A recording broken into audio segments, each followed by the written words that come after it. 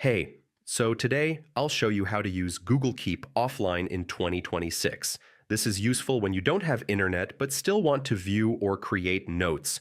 First, you need to know that Google Keep Offline works best on a browser like Chrome. On mobile, offline features can be limited depending on your device. Next, open Google Keep using Chrome.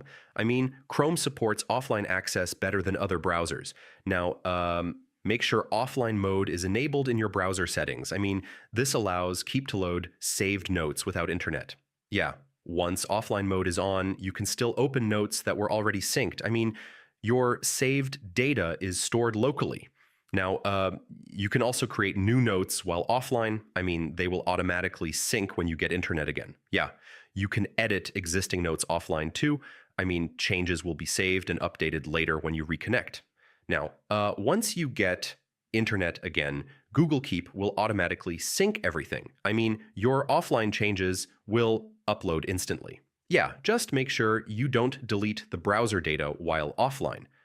This could remove unsynced changes if you travel often, open Google Keep once while online before going offline. This ensures your notes are fully loaded.